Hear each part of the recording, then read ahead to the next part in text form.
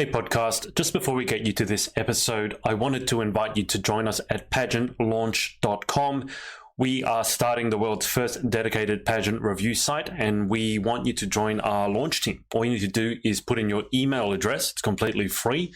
We are looking to make the pageant industry safe, transparent, and fair, and we'd love your input on how to do that. So head over to pageantlaunch.com, whack in your email address, and let's get you to this episode.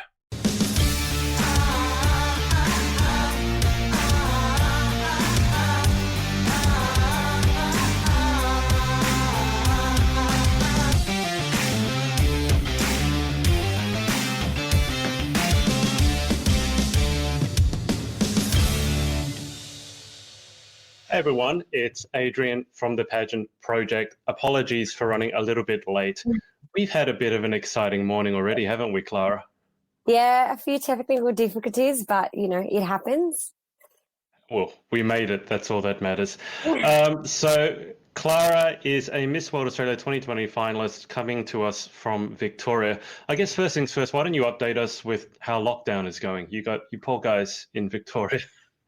Yeah, honestly, it's horrible. It's been really, really difficult. And, some days it's really hard to be positive and to be motivated. But, I think I've been talking to a lot of the girls that are competing in Miss World this year from Vic. And I think we're always kind of checking in on each other and supporting each other. And a few of the girls that are competing this year actually live near me, so we're able to go for walks together. So it's been nice to have that support network, but it's definitely been, I think, a really big challenge for us.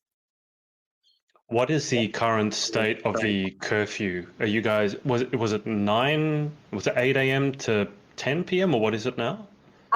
Before it was 5 a.m. to 8 p.m. and now it's 5 a.m. to 9 p.m. And the curfew is set to be in place still for another few weeks. So even though our cases are down and it's looking great, I think at the moment we're getting 12 or 14 cases a day, which is really good for us. We still got curfew in place. So it's quite hard, but fingers crossed. There's some new announcements that are set to be made on Sunday to ease some of the restrictions. So hopefully we're able to do that and move forward.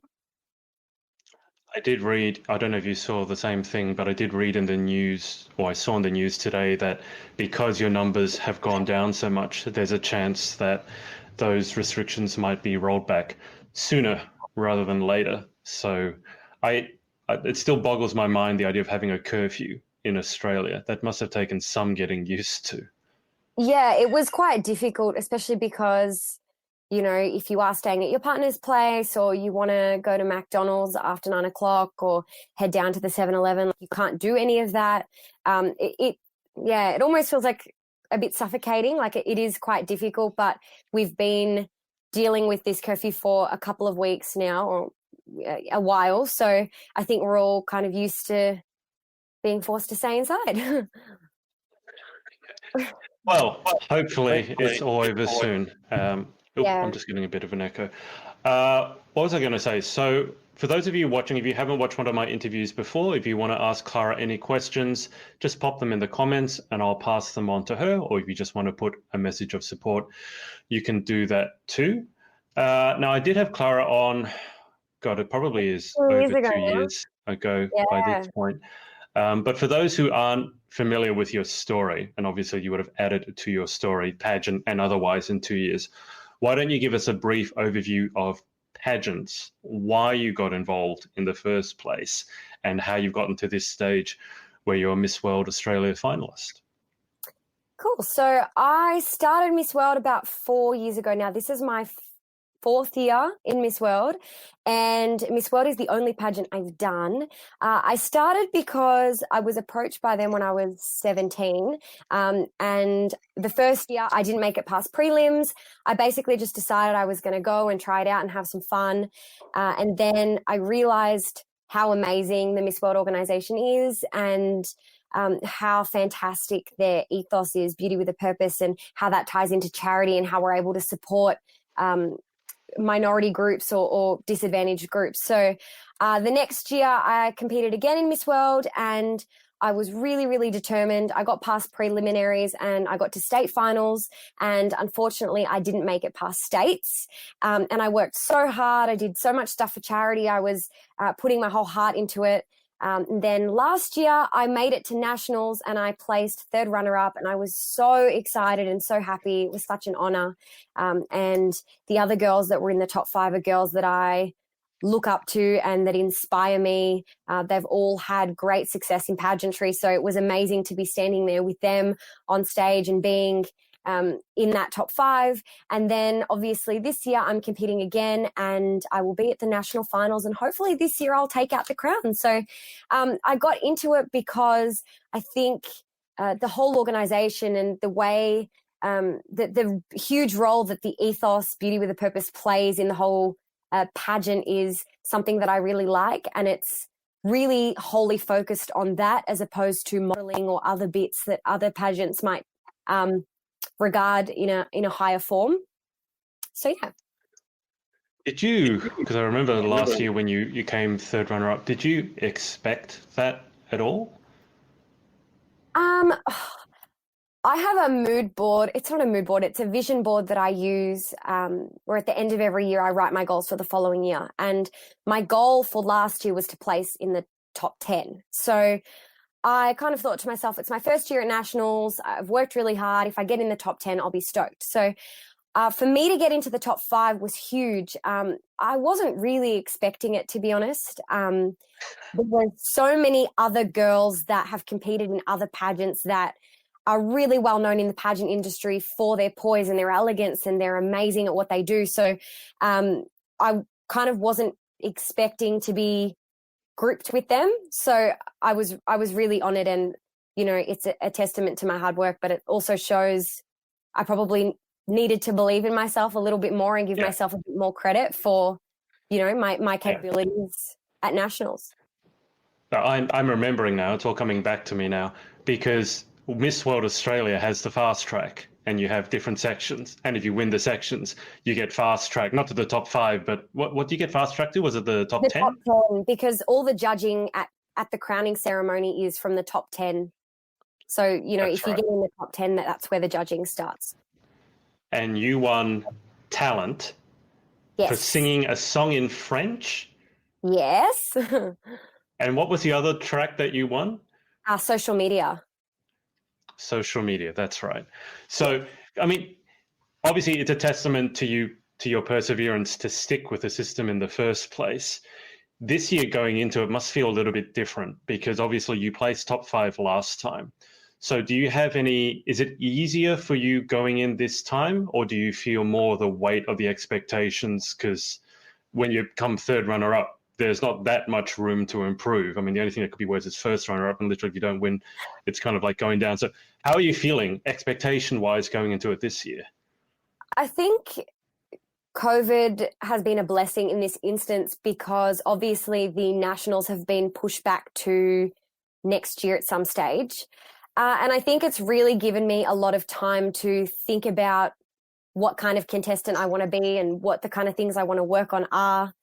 I think it's not really easier this year for me, because I think it's easier in the sense that I've experienced nationals. I know what I need to work on and how the week's going to pan out and the type of energy that it takes out of you, and what things to work on and what things to look for. But I think that added pressure is definitely there for me personally, because I want to win. And as you said, there's not really many more steps in between third runner-up and the winner. So I think for me, it's really been about finding the specific things that I know I need to work on to win. And there might be, you know, 1 or 2 main things, but there's not a whole lot of stuff I need to do, because I did all of the prep. I did extensive work on, coming up with a strategy to how can I win the fast tracks? Which ones can I use to play to my strengths? Which ones do I have a chance of winning? And all that kind of thing. So I think it's more about really focusing on myself and working on those tiny little things that I need to change in order to win. But I think the pressure element is definitely there. I'm just grateful that I've gotten extra time to work on those things while I'm stuck at home. Yeah, I can imagine. That's how I would feel. If I did really well last year, I would probably feel more pressure this year because I'm a known quantity. I'll bring you up to date with comments. So here's a familiar face. Emma Snow. One of my favorite pre-lockdown memories from this year is going to the McDonald's drive-through with Clara after a pageant boat party. Can't wait to see you once again after all this madness is over. Did they not feed you enough on the pageant boat party? You needed to go to McDonald's afterwards. No, they did. I went to the Vogue Dental good end of summer party or whatever it was for on behalf of Miss World, and I was driving, and we were both just. It was warm that day. We were hungry, and you know when you've had a day of partying or like socializing, you just want a cheeseburger, you just want McDonald's. And I looked at Emma and I was like, yeah, I think we need to go to McDonald's. And she was like, yep. So we went. It was awesome. What did you guys order? Oh, this was in January, but my normal, I think I got a quarter pounder or a McChicken. It was a long time ago, and I go through phases with my McDonald's orders. So it was probably one of those, but don't know. Do you remember what Emma ordered? Oh, I want to say cheeseburger, but she can correct me. I don't know. Cheeseburger. They're so small, though. I figure you guys, if you're starving, you want a more substantial, like a quarter pounder. We weren't starving, though. Like, they had they had food going around. Like, they did feed us. They did an amazing job, but okay. It's not. You don't eat McDonald's because you're hungry. You eat McDonald's because you earned it or you deserve it, you know? Oh, I get cravings for McDonald's. It's like the thing on Uber Eats that I get most often is McDonald's. Okay, so going into this time, there's that weight of expectation. Is there any date set for it at the moment, or is everything up in the air with COVID? They've forecasted it for late February, early March, given that restrictions are eased and we're able to travel interstate and all that kind of thing, because obviously the Nationals are in Queensland, so... Yeah. And dare I ask, I'm going to guess the answer to this, but are you prepared? Is everything set, ready to go? I'm going to guess yes. Yeah, so I had a lot of it all prepared before lockdown even hit, which was like February, because I was in Sydney in January. You would remember that because we caught up. And when I got back at the start of February, I had maybe 4 weeks before the COVID stuff hit where I got my dress ready and did my talent and, you know, had my intro all organized and where I was going to get my hair extensions from and, you know, all of that. So I had everything ready. So it was a bit sad that I had to kind of put it on hold, but it's actually been a good thing because I've been able to look at my dress that I had picked and be like, do I really want to wear that? Do I really want those extensions? Do I really want those shoes? And I've been able to kind of think about it a bit more and make some changes. So it's been good in that respect, but I definitely did have everything ready. So you must be at this stage just itching to get it not over and done with, but you know what I mean? When you've been prepared that early on, which is by the time Nationals roll around, it will be close to 12 months. You must be just itching to get on stage, right? Yeah, 100%. I love it. I really do love getting on the stage. And, you know, when you have been preparing for so long, in your head, by the end of it, everything's perfect and you just want to do it. Like, it's very frustrating. But, you know, I think part of it that I really love now going straight to Nationals is being able to watch all of the other finals take place before we get to Nationals. And I know that one of the Victorian preliminary finals is this Sunday, and they're doing it as a digital pageant. So it's live streamed on the Miss World YouTube. And I think those little moments for me tie me over because I love watching the other girls. I love being part of that and being able to see what's happening and how other girls are performing. So those little bits in between kind of keep my urge to jump on the stage at bay. To help you stay sane. Yeah, I believe that state final is being streamed this Sunday, I think at 1 p.m. or something like that on their YouTube channel. So Yeah. if you're in Australia and that time suits, then absolutely go check it out. Clara, can I just ask you, I mean, you told us about your journey with Miss World and how the first time you didn't make it past prelims and the next time you didn't make it past state. So obviously there's been a steady trend up. Can you just give us an idea as to not only how you changed, but how you feel you've improved as a pageant competitor over those years? Like, what's the difference between prelims to getting through state, through getting to national finals, through getting to top 5, and then hopefully winning? What areas? How have you improved yourself as a pageant competitor over that time? Yeah, I think, you know, the easiest and most obvious things would be your public speaking, your question and answer, your walks for your evening wear and for your cocktail. And that was something that I didn't have very polished, to be perfectly honest. My walk wasn't very nice and my intro was a bit, like it wasn't a polished product that I had. So how can I possibly get to a national level if my walk isn't at a national level? So I worked really hard with Esma last year and another pageant coach to perfect the main elements of any pageant, which is the walk and the intro and the question and answer.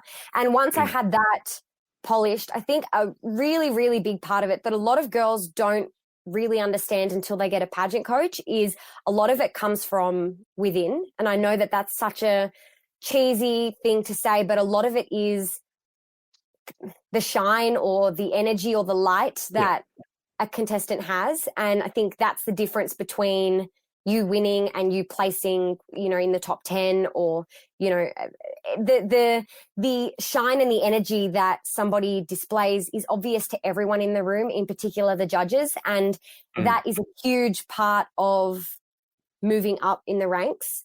And I think at national level, I think it's safe to say that you've got to be quite polished in your walk, in your, you know, the way and it's even things like the outfits that you wear, your attentiveness to the training or the choreography that we're learning for the day at rehearsal, the way you do your hair and makeup. It's the whole package once you get to states and you're moving to nationals, and all of it needs to be polished. And I think there are some girls that are naturals at that and, you know, that were performers in the past that did dancing or that did comps or that have done pageants in the past and can really easily put it all together in the first go and get straight to nationals. But I think, especially for me, that was something that I had to work on, and it took me a lot of years to understand that it's not just the walk and the talk, it's the way you carry yourself, it's the way you interact with people, it's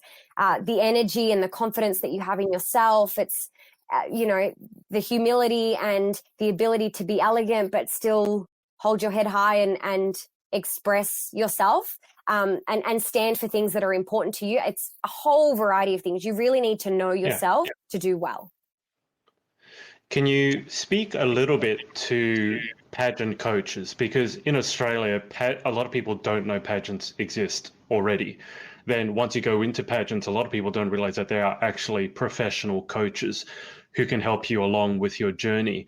So at what point did you bring on, like when did you bring on your first coach? And also what difference has coaching made to your performance as a pageant competitor?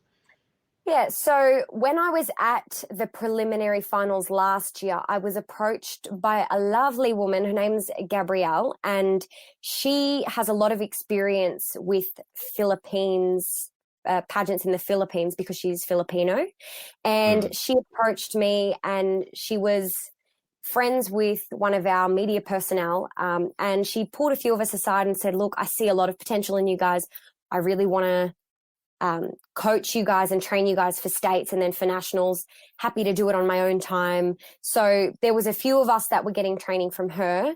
And at this time, Esma Valoda, who won Miss World a couple of years ago, I think in 2017, she had started pageant coaching, and I had started getting sessions with her last year, and I was working with both coaches at the same time, and then right up to nationals. So I started last year when I had got through prelims to state finals. So I started last year, and I think it's a really great investment if you really want to win and you really want to do well. They are so incredibly helpful. They film your walk. There's a lot of theory and practical elements that they go through. They can help you with question and answer. They're really honest with you, but they also do a lot of the right coach will do a lot of developmental work with you in terms of yourself, and will recommend things like meditation or, writing a list of things you're grateful for every day, more to shine on the inside so that comes out when you're on stage. So I think Esme and Gabrielle were amazing. And I was meant to actually start pageant coaching with Esme this year, but because of COVID, I haven't been able to. So she's been a huge inspiration to me. She's been, my number one fan. She sat at the front of the stage at Nationals and filmed it all because she knew that I'd be going back next year and I could watch the way I performed and we could improve on it. And, so finding a really good pageant coach, if you're really invested in the experience and you really want to win, it definitely gives you an advantage, especially if your pageant coach is someone who is won in your system before and has a lot of experience with the organization. Yeah, that insight alone, if the person's done well in the system, that's an insight that can be absolutely invaluable. The Miss World Australia ethos is beauty with a purpose. And I know you've done amazing fundraising work in the past. So at the moment, with Beauty with a Purpose, what are those purposes or what are the advocacies that are closest to your heart at the moment? Yeah, so we obviously support Variety, the children's charity, and we've been supporting them for a long time. And it is a charity that we support as part of the organisation, but it's something that I think a lot of girls really resonate with, because the beauty of this charity is that you can actually see firsthand the work they do for children and where the money that you raise is actually going.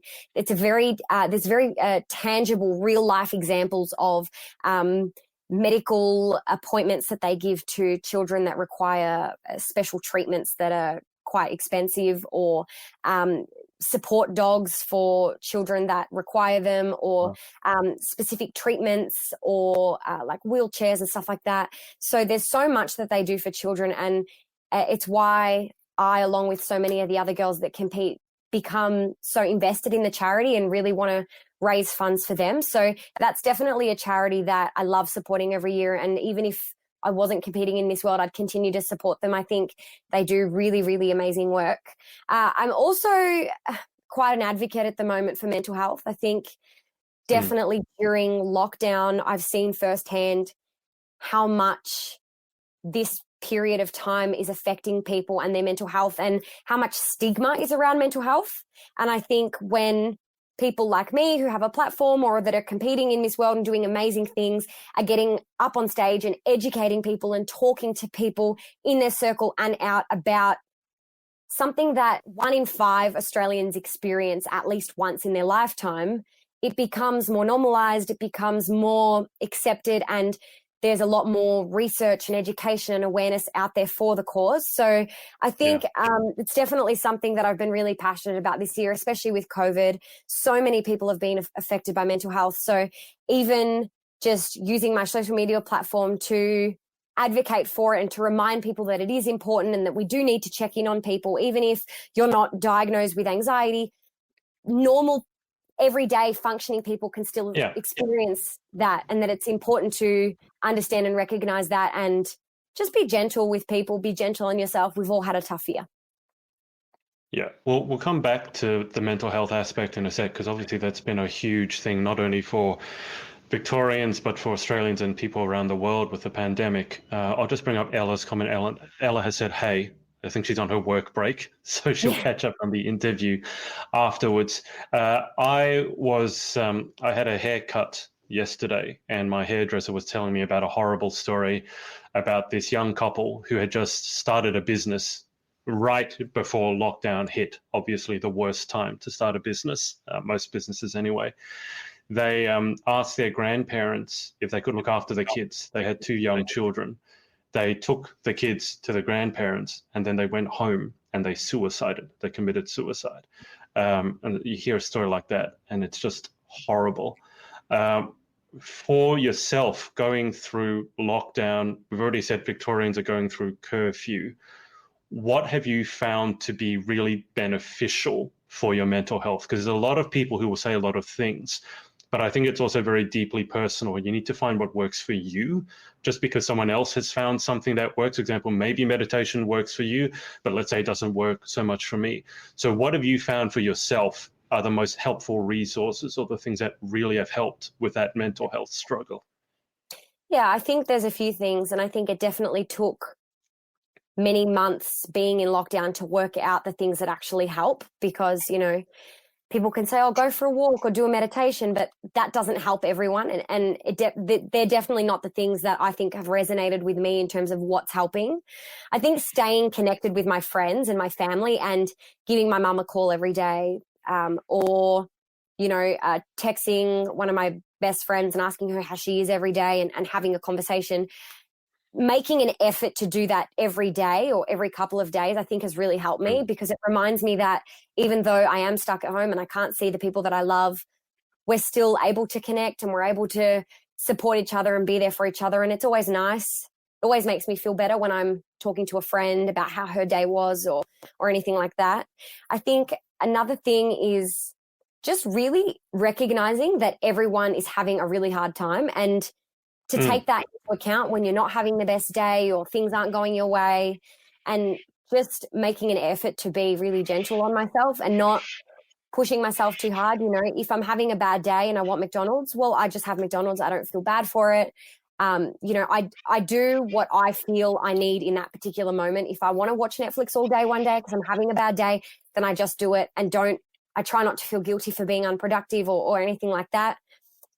Really listen to your body and what your mind is telling you that you need in that moment, and just do it and not feel bad. You know, we've all had a slow few months, and that's perfectly normal. But I think the other thing is just taking it. Some days it's hour by hour. Literally, I'm looking at the time and I'm like, okay, 10 to 11, I'm going to just tackle this hour and move to the next hour. And some days that's, you know, how I cope. It's hour by hour, or, you know, and managing my time that way. And I try to stay busy during lockdown. So, you know, to keep my mind occupied and to keep myself feeling like I'm achieving things, you know. In more general terms, with lockdown, I mean, it's now end of September and we got lockdown in March, although, you know, you can say it started back in late 2019. But what would you say that you've learned either about yourself or even about the world in general over lockdown? I mean, to preface this, obviously I'm on social media a lot, and I can sort of see this wave of emotion. People initially are like, what's going on? And then they're okay with it. And then if it drags on or it goes into a second lockdown, then it's really, really hard. I got a lot of friends in the UK. They're basically going into a second lockdown, and it's going to hit a UK winter. Are there anything that you've learned about yourself or about humanity in general over these last sort of 6-7 months? Yeah, I think so much has happened in the world since, you know, the start of the year with the Black Lives Matter movement and COVID and the explosion in Beirut. Like, there's been so many huge catastrophic events. We had the bushfires here in January, and I think nobody in the world has been able to catch a break. So we're all, you can almost feel the exhaustion. Like, the whole world is just tired. Yeah. And I think in these times where we're all struggling, I don't think there's a person in the world that is not having even slightly a hard time at the moment. There's so many people that come together, and I think the way people are able to provide joy to other people or change things to support people is something that I've learned to appreciate. For example, like people that are offering like yoga instructors that are unable to teach at the moment or train their classes, offering free classes on Zoom once a week. Or I know my therapist, her company offers free counseling groups for young people that are affected by lockdown every Tuesday night. Or, you know, there are so many people that are giving very generously of their time. A lot of people are really looking to support small business in this time, because a lot of us in small business are really, really affected this year, especially in Victoria, and are looking to shop local or, buy gifts locally to support people. So I think people at the moment are doing, it's probably not much because we don't have the energy to do much, but people are doing what they can. And I think it's quite a wholesome thing, and it makes you feel faithful and, have a bit of faith in humanity, which is nice. Yeah, hopeful for a better future.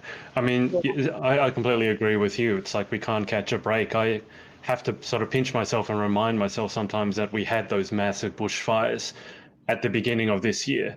And then, as you said, obviously there's been lockdown, there's been the Black Lives Matter, and then that huge explosion in Beirut. I mean, are you looking forward to 2021? What's the general emotions at the moment? Is it hopeful? Is it tentative? How are you feeling about the year coming up? I really just want this year to be over, to be honest. I've realized in this time that travel is a huge part of my life, and it's something, it's one of the things that helps me grow as a person and where I learn the most about the world and other cultures and other people, which I think is so important. And the fact that we've been unable to do that has really affected me. I know that's like a very privileged thing to say, because we are in a position of privilege where we are able to travel on a normal day. So, saying that it affects me is quite privileged, but it is true. I think I get a lot from it, separate to sitting on the beach with a cocktail in Bali. I learn a lot about the world and other cultures and food and, beautiful landmarks and stuff like that we've been unable to explore. And I've realized how much that's affected me and how important that is to me. So I want to travel next year. I think pageants, obviously Miss World plays a huge role in my life, and it's shaped me to be the person I am today, 100%. A lot of the development I've done as a person is all because of my participation in Miss World. It's opened my eyes to so many things as an individual, all pageants aside, like as a person that I need to work on, that have in turn improved my performance in pageants. So, that is obviously something that I haven't been able to do. I had a business that we launched an app right at the end of December last year, which was all put on hold because of COVID. And, that was quite disheartening for me, and we want to get back up and running. So all these really, really important things in my life that I really value and cherish and appreciate have been all put on hold. So I'm just looking forward to 2021, and I hope that, I can get the ball moving on all those things that really matter to me next year. So I'm really, really looking forward to it, to be honest. I don't think you're the only one who's had enough of 2020. I keep saying that I thought 2020 at the beginning of the year, I thought 2020 was going to be different, but I didn't think it was going to be this different and different in this way. You mentioned your app. So why don't we divert from pageantry for a little bit? Why don't you tell us a little bit about what keeps you busy outside of pageantry? Yeah, I like to keep nice and busy. I am a part of a team who founded an app. We are called Girls Trade, and we have a Facebook group with, I think we've got 60,000 members at the moment, and we transformed we transformed our platform into an app. So it's basically a buying, renting and selling app for women, where you can shop or rent pre-loved clothes. And one of the main reasons we wanted to do this is we wanted to eradicate the detrimental effects of fast fashion and really raise awareness about how much pollution the fashion industry attributes and how detrimental that's becoming to our planet. So I'm really passionate about what we do at Girls Trade, and I've got an awesome team, and we worked really hard to get it up. So it's a bit of a shame that we've been unable to sustain that at the moment. We just didn't think it was very safe running the app during COVID because there's a lot of postage involved of secondhand goods. Girls were meeting up, you've got to sanitize the clothes, and we just didn't want, it's not part of our ethics for that to continue, especially during COVID. So that's when put on hold. I also started up another side hustle during COVID, which has actually been really successful and really great for me. It's really kept me busy and kept me motivated, and it's allowed me to learn. So I'm studying at uni at the moment, and I'm doing law and media and comms. And I started my side hustle where I'm basically a marketing strategist. I provide strategies to small businesses about how they conduct their marketing based on their target audience and research. into their brand. And that's really given me the opportunity to learn more about my field. Obviously, being in marketing, I wanted to, Girls Trade is always great and it's always there, but I wanted to expand on that and do my own thing and see what I could do with it. And honestly, it's been really, really good, given that lockdown has been a thing. I've been able to work with quite a few small businesses in Victoria at the moment to develop marketing strategies for them, especially in a time where they're struggling. So that's been a really, really nice thing. And I'm currently interviewing for jobs at the moment. I want to get into the marketing industry. I want to do that and work for another organization where I'm able to grow and learn. So I've been in the process of doing that. So I'm trying to keep busy. It's just, a bit hard. Yeah, for us all. For people who want to find the apps or your services, what are the easiest ways? What are the social accounts to follow you on for those? Yeah, so on Instagram and Facebook, it's just Girls Trade Official, and we will let you all know, obviously, when the app is up and running again. It's not downloadable. We've paused it on the App Store just for the moment while COVID's amid. Still here. Yeah, that's right. Yeah. Okay. Well, we know that you like to keep yourself busy, one way or another. So, do you have any hobbies? Do you do anything to relax? What do you do when you are trying to not make yourself busy? I've learned during lockdown that I really like cooking. So I think cooking for me has been a really relaxing, fun thing that I do. I love learning about different foods from different cultures. As I said before, it's part of the reason why I love traveling. I love eating different cuisines. So I've become quite a good cook during lockdown, and I've started doing desserts as of recent. But I love cooking dinner for me and my partner, obviously. We have like a couple of nights a week where it's just us and we relax and we watch a movie, and we always end up cooking something. So, I think cooking for me has been a savior during lockdown because it gives me something to do and it doesn't require me to think about work or anything like that. Did you make was it you who made the Biscoff cheesecake? How did that go? It is amazing. I highly recommend anybody here that likes Biscoff to try it. It's awesome. I actually have some out there in my kitchen. It is delicious. I actually found a recipe on TikTok for it and made some adjustments to make it more my vibe. And I absolutely love it. And I've been making it for the people in my house and for my partner, and we love it. So it's really easy. You make it like the way you make a chocolate ripple cake, but a little bit more extra for this. It sounds, I don't know if you know this, but over in the UK, because, if you go internationally, especially for pageantry, they want you to bring an Australian food. So normally for us, it's Tim Tams or Vegemite. For a lot of the people over in the UK, it actually is Biscoff. And I hadn't heard about Biscoff until one of them mentioned it. So if you have a recipe that works for Biscoff cheesecake, you might want to consider exporting that to the UK. That might be a business that could go really well. Biscoff is amazing, and I know it's massive in Europe because obviously the biscuits are from Belgium. So those biscuits are delicious. All the recipes I'm finding for these biscuits are delicious. They're just quite hard to find. Like I always have to Google in my zone because we're not allowed to leave the 5 kilometers. Yeah. I've got a few supermarkets in my little area, so I always have to Google whether they have the biscuits in stock because we're only allowed to go to the supermarket once a day. And if I go and they don't have the biscuits, well, I've just wasted the one time I can go to the supermarket. So how big was the cheesecake though? Because I got to make, because the difficult thing for me is like cooking for one person. Like if you make a whole cheesecake, then you got to eat the whole thing. It's delicious, but maybe not so good for your figure. I just eat it. That's, how I said before, listen to what your body wants. My body wants that, and I just eat it. And I often find, there's always like a piece or two missing that, dad's taken or whatever. So, I'm usually not the only one. But it's quite a big tray that I make. Yeah, I saw it. Yeah, it's huge. But, in a couple of days, it's all gone. So. Wow, breakfast, lunch, and tea. I got to say, because I think it was both Ella and Em. I think it might have been Ella. I got on the subject of talking about Italian food because Italian food is everyone's default favorite, and they keep this idea about making. I can't say it gnocchi. It's not gnocchi, it's gnocchi or something.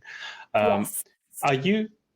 are you able to make your own gnocchi? Is that something that you do? Wow. Do you know? Breakfast, lunch, and tea. Yeah.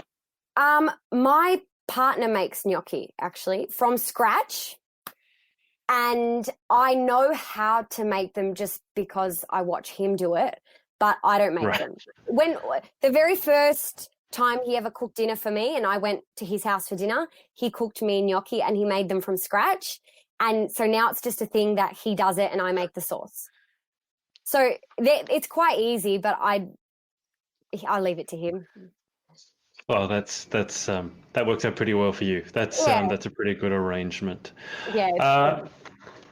Clara, just before we move to the final 10, which will be the same 10 as last time, although I don't remember your answers. Do you remember any of your answers? No. Sometimes they come back as we're answering them. But anyway, shout outs. Is there anyone that you'd like to give a shout out to or just say thanks to for supporting you along your journey, pageant and life in general?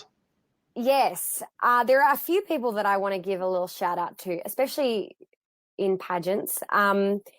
Alicia, she's competing in Miss World this year. She has been such a supportive friend to me, and I've been able to help her with her pageant journey. So she's been such an amazing person. Also, Kristen, she's starting Miss World this year. She is such a beautiful person, and she's going to do really great things in Miss World this year. She's gonna kill it. Emma and Alla, I've competed with them for a few years and we've always got each other's backs. We're always there for each other. We always have a laugh when we see each other. And, you know, we've got a really nice friendship, especially with pageants. And who else? Oh, Daria. I love Daria. She competed with me at Nationals last year at Miss World, and she's actually doing Miss Universe this year, and we've caught up a few times on a walk because she lives near me. And she has been such a nice person to soundboard ideas with. I think there are so many girls that are competing in Miss World this year, especially in Victoria, that are so nice. Like, I've never experienced any other year that I've done Miss World where the girls competing in my state are so nice to each other and so supportive. We've got our own little chat on Instagram, and girls are always checking in with each other and sending each other really nice messages. I know Queenie and Cassie are always commenting really positive things on all of the contestants' photos and sending me included really nice messages. Like, it's just very, very heartening to see that the girls, especially this year that are competing, have such pure intentions and are so kind to one another. So probably all the girls that are competing this year, especially in Vic, they've been so, so nice. And it's been really heartwarming to see that we're all able to chat and, you know, to lift each other up in this time where we're all not feeling the best. Do you have any words of advice for your fellow contestants going through the Victorian finals in a couple of days' time? Oh, I'd just say, you know what? Every time somebody asks somebody that's won for advice, they always say, be yourself. And they always say, be yourself. I know how corny that sounds, but it's true. Have confidence in yourself. But that is the advice that I would give the girls. I don't think you truly understand the gravity of that statement. It sounds so corny and so like fabricated because everyone says it. But when you truly understand the meaning of that and how powerful it is when you find confidence in yourself and your ability, it's amazing. So that would be my advice. Be yourself and be confident in who you are, because, you know, every girl that competes has something beautiful about them that the judges will appreciate. Sounds solid to me. Okay. Final 10 questions. Let's see if any of the answers sound familiar. These questions haven't changed over the last 2 years or however long I've been doing this. So question 1, what is your favorite word?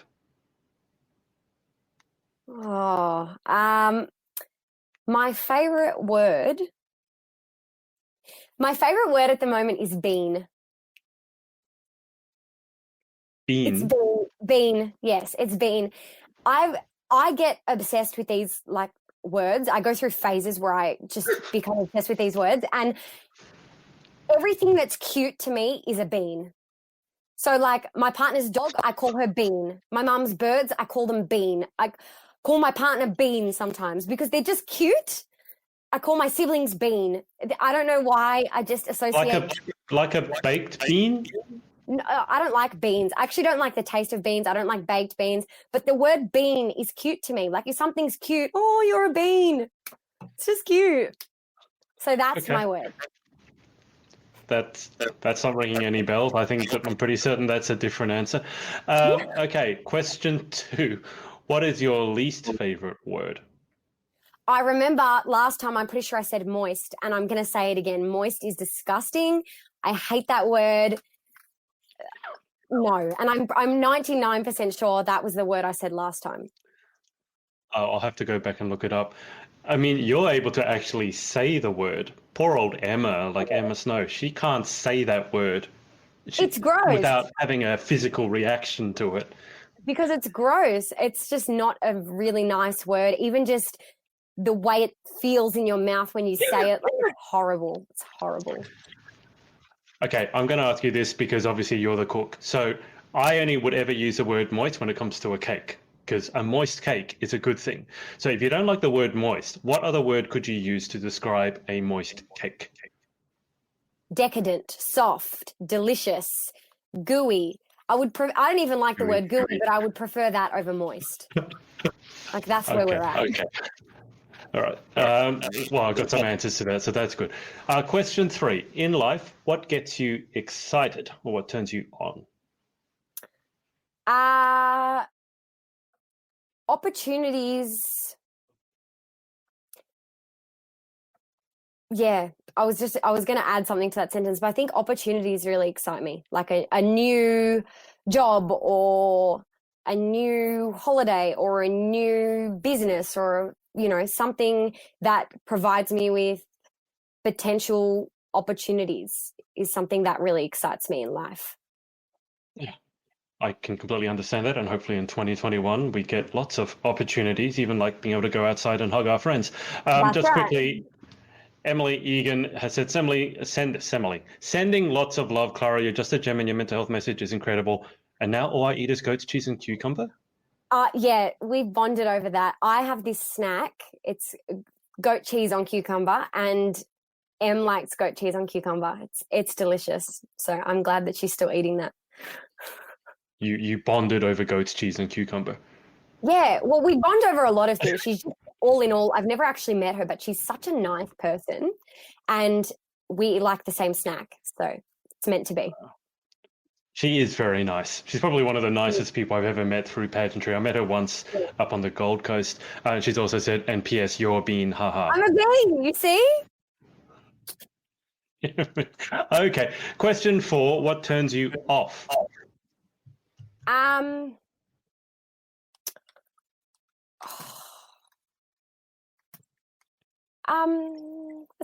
a really hard question. I think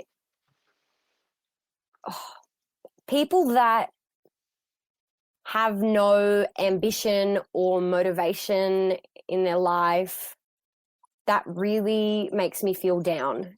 When I'm around people that just don't really care, don't really have any drive to do anything for themselves, like that, that's just, I like to surround myself with people that want good things for themselves or, want to do good things. I can literally see you becoming the best as you're talking about it. So let's move on. Question 5. What sound or noise do you love? I'll tell you a sound. My bird, when it walks on the floorboards, it makes this little noise with its feet because it's on the floorboards, and I love that. I think it's so cute. I can hear her right now that she's sitting outside the door, walking up and down, waiting for me to finish. She trots. It's very. What sort of bird is your bird? Because she ain't small. Yeah. I've actually got 2. They're Electus parrots. They're about this big. So they'll fit on my shoulder. Like they're not as big as a parrot could be, Right. but you know, they're such hard work and they're so annoying, but they can be so cute. Have you ever played dress ups and gone out somewhere as a pirate with the bird on your shoulder? No, but my mum does that all the time. She takes the birds like to the shopping centre on her shoulder. You know, it's very strange. They're not like a common pet either. So, Of course, yeah. yeah. All right. Well, that would be a conversation starter. Question 6. What sound or noise do you hate? Nails on a chalkboard. Even just thinking about it is making me. I hate that noise. I absolutely despise that noise. And I also hate when people have a plate and they scrape their fork on it. It makes me gag. It makes me feel very unwell. So many people have answered that question with that answer. I feel like I need to get a recording of the sound of it and then just play it at random points during interviews to see what people's reactions are. It's Are you horrible. okay there? You're literally looking very uncomfortable. That's how it makes me feel. It's just not. It's not okay. It's really not. Okay. I won't play it now then. Question 7. If you could have any one superpower, what would you pick and why? I'd love to fly. I think it's a very freeing. I think it would be a very freeing experience. You have a lot of freedom, you know. I think it'd be a very peaceful, freeing experience. So I would love to fly, like with my arms. Yeah. You know. Yeah. I think it would also be an incredibly useful superpower to have, especially right about now. Get up in Victoria and fly to somewhere else. Exactly. Question 8. What job or occupation other than your own would you most like to attempt? Oh, that's so hard. Oh, sorry, I didn't mean to move my camera. I think I would love to be, even just for a day, like a Supreme Court judge. I know I study law and that could be a possibility in my life, but there are a lot of reasons why I don't want to be that for my life. But to try it, I definitely think that would be a very strange experience and a really difficult experience, but I'd love to just see what it's like. I think it's an occupation that is very uncommon and it's very hard to get into, so it'd be such a useful experience. Question 9. What job would you definitely not like to attempt? Honestly, I'm not going to answer this because you know what? I think I've done, you know, job like cleaning toilets and stuff like that. Like I've done that, and I think at the end of the day, a job is a job, and you know, if it provides you with financial stability, then you know it's a privilege to have any job. You know, a lot of parts of the world, people are not educated enough to have a job, or you know, they're homeless and are unable to seek employment. So I think honestly, I would appreciate any job. I mean, obviously I have high expectations for myself, or I'm quite ambitious, so there's certain jobs that I want, but I think, you know, there's great privilege that comes with being able to have a job. So, you know, if that job is cleaning toilets, well, that's what it is, you know? Yeah, especially at the moment. I mean, there's so many people who've lost their jobs, so that's right. Yeah. Absolutely. So I get it. Final question. Yeah. If heaven exists, what would you like to hear God say when you arrive at the pearly gates? Oh, I'd like him to say, there's an all-you-can-eat buffet with your favorite foods down there, and you can just sit there for the rest of your life, and you'll never get full. Yeah. I'd love that. I've had 2 people answer for the superpower question that they would basically like to be able to do that, but not get fat. You're the first person who said they want to do that and not get full. I don't know if those two exactly the same thing, but... No, because sometimes I'll be eating something and I'm like, this tastes so yum, but I'm full and I know I'm going to have to stop soon and I just don't want it to end. So imagine all your absolute favorite foods cooked the best they've ever been cooked and you're just never full. You could just... That would be amazing. I love food. Okay, so final question then. Yes. What foods would be at that buffet? I really like seafood. So ceviche, lobster, Moreton Bay bugs, all that good stuff would be there. Korean barbecue would be there because that's one of my favorite things. McDonald's would be there. My grandma's pasta, that would be there, like that very specific pasta, and the salad from her garden, that would be there. Japanese would be there, like some sashimi or, some little sliders with the Japanese pickles. Like I've got biscoff, cheesecake, that would all be there. A lot of things would be there, but they're probably the main things. Sounds good. Is there any food that definitely would not be allowed there? Baked beans. That's a pretty... I don't like, and like offal, like gross things. Okay, that's fair enough.